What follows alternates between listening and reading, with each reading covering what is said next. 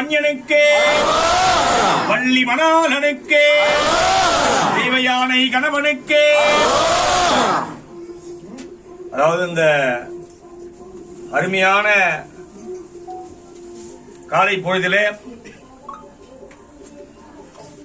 அருமையான சுப தினத்துல உங்க எல்லாரையும் முருகர் பார்க்கணும்னு முருகர் நினைச்சிருக்காரு. நீங்க எல்லாம் நினைச்சு முருகர் பார்க்க வரல, உங்க எல்லாரையும் முருகர் பார்க்கணுன்றதுக்காக இன்றைய தினம் உங்க எல்லாரையும் இங்க வர வச்சிருக்காரு. அவன் அருளாலே அவன் தாள் வணங்கி நம்ம போய் எந்த கோயில்ல போய் எந்த சாமி நம்ம கும்பிடணும்னு நினைச்சாலும் அந்த சாமி நம்மள பார்க்கணும்னு நினைச்சாதான் நம்ம போய் கும்பிட முடியும். நம்மளா கிளம்பி நம்மளா போய் அந்த ஒரு கஷேத்திரத்துல போய் சாமிய தரிசனம் பண்ண முடியுமானா அந்த இறை அருள் இருந்தா தான் முடியும். அந்த இறை அருள் இன்னைக்கு நம்ம எல்லாருக்கும் கிடைச்சிருக்கு. அதாவது இப்ப நிறைய யூடியூப் சேனல்ல பெரிய பெரிய மெயின் ஸ்ட்ரீம் மீடியா எல்லாம் என்ன பண்றாங்க அப்படின்னா, நட்சத்திர கோயில் அப்படின்னா நட்சத்திரங்களுக்கு பரிகாரம் செய்யக்கூடிய இடம் அப்படின்ற மாதிரி ஒரு தவறான புரிதல் இருக்காங்க. அதாவது நட்சத்திரம், ராசி, நவகிரகம் இதெல்லாம் மனிதனுக்குரியது. இது எல்லாத்தையும் தாண்டி முருகப்பெருமான் என்ன பண்றாரு அப்படின்னா சிவ சுப்பிரமணியரா இருக்காருங்க. அதாவது சிவன் வேற முருகன் வேற அப்படின்ற நிலை மாறி சிவ சுப்பிரமணிய ஐக்கிய பாவத்துல இங்க இருக்காரு முருகப்பெருமான்.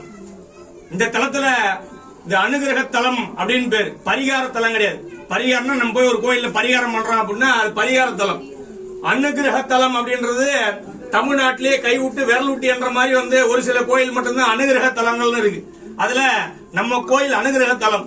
ஏன் அனுகிரக தலம் அப்படின்னா மூர்த்தி, ஸ்தலம், தீர்த்தம் அப்படின்னு சொல்லுவாங்க. ஒரு கோயில்ல இது மூணு இருக்கணும்.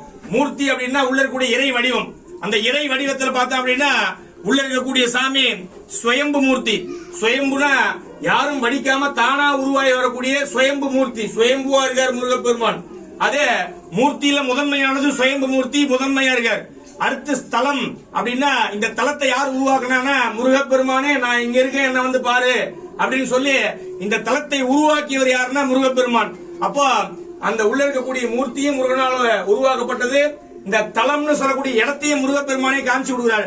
அடுத்து தீர்த்தம் அப்படின்னா அங்கிருந்து கீழே போகும்போது பார்த்தோம்னா நட்சத்திர தீர்த்தம், சந்திர புஷ்கரணி, சூரிய புஷ்கரணி 3 தீர்த்தம் இருக்குது. இந்த 3 தீர்த்தமும் முருகப்பெருமானாலே உருவாக்கப்பட்ட தீர்த்தம். இப்பயும் பார்த்தோம் அப்படின்னா எவ்வளவு வெயில்லையா நம்ம கோயில் குளம் வத்தனதே கிடையாது. தூர் வாரணும்னு சொல்லி எத்தனை வாட்டியா வந்து தண்ணி இறைச்ச பிறகு கூட அந்த சேர் வாரத்துக்குள்ள வந்து குளம் நம்பிடும். தண்ணி இல்லாம அந்த குளம் இருந்ததே கிடையாது, பார்த்ததே கிடையாது. எனக்கே 31 வயசு ஆகுது. 31 வருஷத்துல நானே பார்த்ததே கிடையாது. அது மாதிரி அந்த தலம் முருகனால் உருவாக்கப்பட்டது, தீர்த்தமும் முருகனாலே உருவாக்கப்பட்டது. இந்த இடத்துல வந்து சந்திர புஷ்கரணி தீர்த்தத்துல குளிச்சுட்டு வந்து என்ன பாருன்னு சொல்றாரு. அப்போ 3மே முருகனால் உருவாக்கப்பட்டதாலதான் இந்த தலத்துக்கு பேர் அனுகிரக தலம் அப்படின்னு பேரு. நட்சத்திர கோயில் அப்படின்னா 27 நட்சத்திரங்கள் முருகப்பெருமான பூஜை பண்றதால இந்த இடத்துக்கு பேர் நட்சத்திர கோயில் அப்படின்னு பேரு. அதனால நம்ம இந்த பரிகாரம் பண்ணோமா அந்த பரிகாரம் பண்ணோமாலாம் கிடையாது. இங்க வந்து மனமுருகி மனமாற பிரார்த்தனை பண்ணி முருகப்பெருமான பார்த்தா போதும். நீ வேற எதுவுமே பண்ண வேணாம். அபிஷேகம் பண்றது, அர்ச்சனை பண்றது, பூஜை பண்றதெல்லாம் நம்மளுடைய திருப்திக்காக நம்ம பண்றதை தவிர இங்க வந்து மனமுருகி மனமாற முருகனை மனசுல நினைச்சு முருகனை பார்த்தாலே நம்மளுடைய சகல விதமான கஷ்டங்களை நிவர்த்தி அடைகிறதா இந்த தல புராணம் சொல்லுது. அதுலயும் இன்னைக்கு வைகாசி விசாக பெருவிழா. வைகாசி விசாகம்னா நம்ம என்ன நினைக்கிறோம், இப்ப நமக்கு வந்து டேட் ஆஃப் பர்த் இருக்க மாதிரி முருகப்பெருமானுக்கு பிறந்த நாள் அப்படின்னு சொல்றோம். பிறந்த நாள் கிடையாது. முருகப்பெருமான் வந்து நீ பிறந்தனா அவதரித்தார், பிறந்த நாள் கிடையாது. அதுல கந்த புராணத்துல அருமையா சொல்றாங்க, உதித்தனன் உலகம் உய்ய. அதாவது சூரியன் ஏன் உதிக்குது? இந்த உலக நன்மைக்காக காலையில சூரியன் முளைக்குது இல்லையா, உதிக்குது. அதை நம்ம சூரியன் பிறக்குதுன்னு சொல்லுமா? காலையில 6 மணிக்கு சூரியன் உதிக்குது இல்லையா, டெய்லி நம்ம சொல்லுமா சூரியன் பிறக்குது அப்படின்னு சொல்லுவோமா? சூரியன் உதிக்குதுன்னு சொல்லுவோம். ஏன்னா சூரியன் ஏற்கனவே இருக்குது. அது மாதிரி முருகப்பெருமான் ஆதியிலே இருக்காரு. இந்த கலியுகத்துல சூர சம்ஹாரத்துக்காகவும் இந்த கலியுகத்துல காக்கக்கூடிய தெய்வமா நம்ம எல்லாரையும் காக்கணும் அப்படின்றதுக்காக சூரியன் எப்படி 6 மணிக்கு ஒதுக்கிதோ அதே மாதிரி வைகாசி விசாகத்துல முருகப்பெருமான் அவதரிக்கிறார். கலியுகத்துல சிவபெருமான் நெற்றிக்கல்ல இருந்து முருகப்பெருமான் அவதரித்த தினம் இந்த வைகாசி விசாகம். இந்த வைகாசி விசாகத்துல நம்ம கோயில்ல தான் தொட்டில் போடக்கூடிய நிகழ்வு. நம்ம எல்லாருக்கும் ஒரு சந்தேகம் இருக்கு. முருகர் தான் பிறந்துட்டாரு, வளர்ந்துட்டாரு, சூரசம்ஹாரம் பண்ணிட்டாரு, கல்யாணம் பண்ணிட்டாரு, திருப்பியே முன்பே தொட்டில போடுறோம், எல்லா வேலையும் முடிஞ்சு போச்சு இல்லையா, திருப்பியே முதல்ல இருந்து ஆரம்பிக்கிறோம் அப்படின்னா இதெல்லாம் நடந்துச்சு, நம்ம பார்க்கல இல்லையா? முருகர் தொட்டில போட்டு நீங்க பாத்தீங்களா? நம்ம யாருன்னா பார்த்தோமா? நம்ம யாரும் பார்க்கல இல்லையா?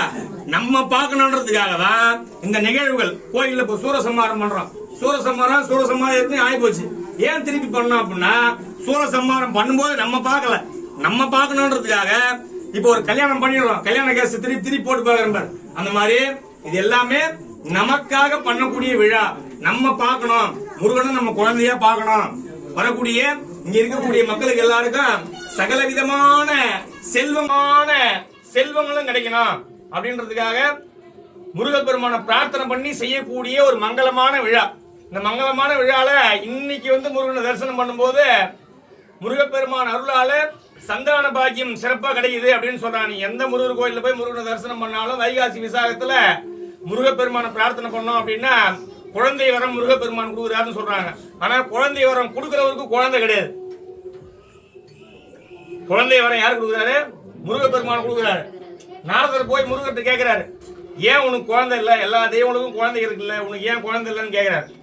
அப்போ கலியுகத்துல முருகப்பெருமான் சொன்ன ஒரே பதில் என்ன அப்படின்னா, இந்த பூமியில கோடான கோடி குழந்தைங்க எனக்கு இருக்குது, எனக்கு ஏன்னா தனியா குழந்தைன்னு கேட்ட ஒரே தெய்வம் முருகப்பெருமான். அப்போ முருகப்பெருமான் என்ன பண்றாரு? நம்ம எல்லாரையும் குழந்தையா பாக்குறாரு. நம்ம என்ன பண்றோம்? முருகப்பெருமான அப்பாவை பாக்குறது கிடையாது. ஒரு தேங்காய் உடைச்சிட்டா சரியா போச்சு, அதோட அதுக்கு நமக்கு சம்பந்தம் சரியா போச்சு, கோயில்ல ஒரு கற்பூரம் ஏற்றிட்டே சரியா போச்சு என்ன அப்படின்னு நம்ம என்ன பண்ணிடுறோம்? ஒரு தேங்காய் வெத்தலை பாக்கத்தோட அந்த உறவு முறை நிறுத்திடுறோம். அப்படி நிறுத்தக்கூடாது. முருகப்பெருமானும் உங்களை குழந்தையா பாவிக்கிறார், நீங்க அவரை அப்பாவா பாவிக்கிறது கிடையாது. அப்படி பாவிச்சோம்னா வாழ்க்கையில எல்லா நலன்களும் கிடைக்கும். எல்லா நிலையிலையும் முருகப்பெருமானை நீங்க கூட வச்சுக்கிட்டீங்க அப்படின்னா உங்களுடைய எல்லா நிலையிலையும் முருகப்பெருமான் கூட இருக்காரு. கூட வர்றதுக்கு அவர் தயாரா இருக்காரு. நம்ம தான் கூட்டு போனோம், நம்ம விட்டு போயிடுறோம், கோயிலே விட்டு போயிடுறோம். நம்ம கூட கூட்டு போனோம் அப்படின்னா கட்டாயம் நம்ம கூட எல்லா நிலையிலையும் முருகப்பெருமான் வருவார், எல்லாரு கூடயும் வருவார், எல்லாருக்கும் அனுகிரகம் பண்ணுவாரு. இந்த நன்னாள்ல மகா ஆனா மடப்புள்ள போய் அங்க 2 சுவிட்ச் இருக்கும், மடப்புள்ள முன்னாடி 2 சுவிட்ச், அது 2 ஷாப் இருக்கு.